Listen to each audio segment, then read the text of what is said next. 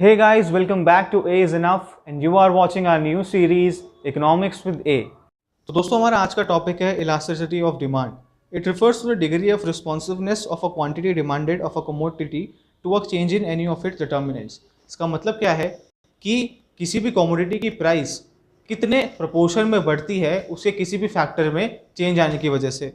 और सिंपल में बोलूँ अगर तो जैसे आपने देखा था कि डिमांड के जो काफ़ी सारे फैक्टर्स होते हैं उनकी वजह से कितना चेंज आएगा डिमांड में, उसको हम इलास्टिसिटी ऑफ डिमांड से मेज़र करते हैं। तो दोस्तों इसी वजह से इलास्टिसिटी ऑफ डिमांड जो है वो 3 टाइप की होती है। पहली और सबसे important price elasticity of demand. ये इसमें हम प्राइस फैक्टर को देखते हैं कि प्राइस में चेंज आने से कितनी डिमांड में चेंज आया है।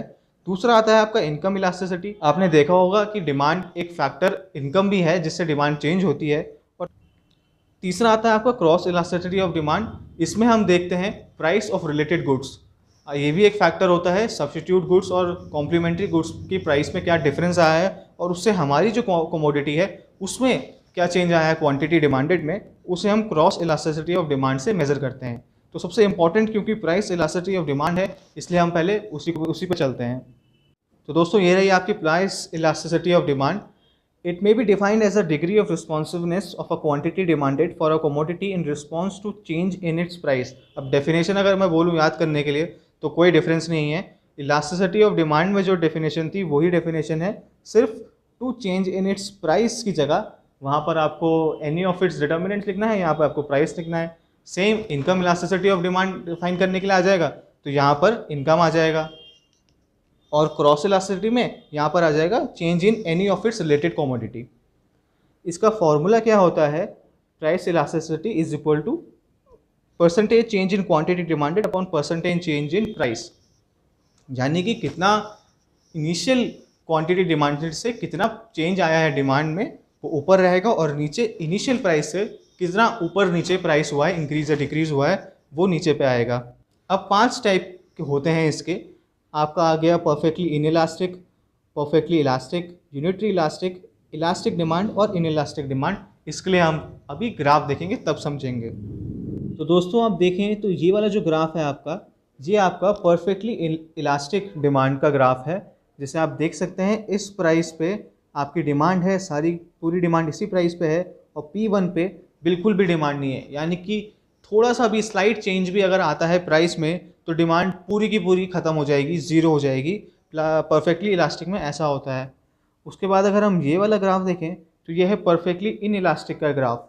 इसमें क्या होता है, प्राइस कितनी भी हो डिमांड सेम ही रहने वाली है।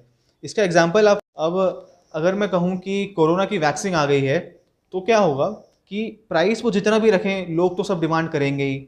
इसलिए मेडिसिन जो होती हैं वो सबसे क्लोजेस्ट होती हैं। वैसे तो परफेक्टली इनइलास्टिक जो है काफ़ी एक्सट्रीम केस है, परफेक्टली इनइलास्टिक भी और परफेक्टली इलास्टिक भी काफ़ी एक्सट्रीम केसेस हैं, कोई एग्जाम्पल इसके मिलते नहीं हैं। लेकिन अगर मैं बोलूँ परफेक्टली इनइलास्टिक का सबसे क्लोजेस्ट एग्जाम्पल जो है वो यही होगा कि मेडिसिन जो होती हैं लाइफ सेविंग मेडिसिन, उनके लिए क्या होता है कि प्राइस जितना भी होता है लोग पे करने को तैयार होते हैं, डिमांड उतनी ही रहती है। नेक्स्ट जो ये नीचे आपको ग्राफ दिख रहा है वो आपका इनइलास्टिक डिमांड का है, जिसमें ये होता है कि प्राइस जो है वो ज़्यादा प्रोपोर्शन में बढ़ जाता है और डिमांड है वो कम प्रोपोर्शन में बढ़ती है, जैसे आप इस ग्राफ में देख सकते हो। एग्जाम में आता है तो इसी तरीके से आपको ग्राफ बनाना है कि जो प्राइस में जो डिफरेंस हो वो ज़्यादा दिखे और क्वांटिटी में जो डिफरेंस है वो कम दिखे। और दोस्तों ये जो ग्राफ आपको दिख रहा है वो है यूनिटरी इलास्टिक डिमांड का, यानी कि प्राइस में जितना डिफरेंस आया है उतना ही क्वांटिटी में भी डिफरेंस आया है, बराबर रहेगा।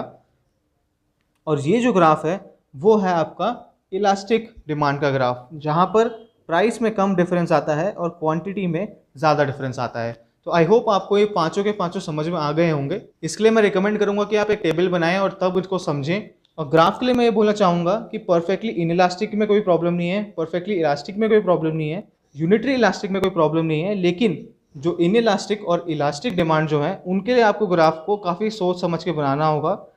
जैसे ये इलास्टिक वाला जो ग्राफ है इसमें आपको प्राइस कम दिखानी है, प्राइस चेंज कम दिखाना है, क्वांटिटी डिमांडेड में जो चेंज आया है वो ज़्यादा दिखाना है। इस पॉइंट को आप नोट कर लीजिए। ये चैप्टर बहुत इंपॉर्टेंट है और ग्राफ की तरफ से आपको समझाया और आई होप आपको ये काफ़ी अच्छे से समझ में आ गया होगा, आपके दिमाग में ये चीज़ बैठ चुकी होगी, इसलिए अब आपको इसको याद करने की ज़रूरत नहीं पड़ेगी। और अगर ऐसा ही सब कुछ हुआ जैसे मैं बता रहा हूं तो प्लीज इस वीडियो को लाइक करें, कमेंट करें अगर आपकी कोई क्वेरी है या कोई सजेशन है। और सबसे इंपॉर्टेंट बात जो मैं हमेशा कहता हूं, शेयर करना मत भूलिएगा अपने दोस्तों के साथ जो आपके क्लासमेट्स हैं। और दोस्तों इस इकोनॉमिक्स विद ए सीरीज को आप जरूर पूरा देखें, जितनी भी वीडियो जिसमें हम बनाते हैं वो पूरी देखें। और दोस्तों फीडबैक जरूर दें, शेयर जरूर करें, लाइक जरूर करें, क्योंकि उसी से मोटिवेट होके हम वीडियोस बनाते हैं आपके लिए। और and thank you so much for watching, stay safe, क्योंकि कोरोना हमारे यहाँ भी पहुंच चुका है।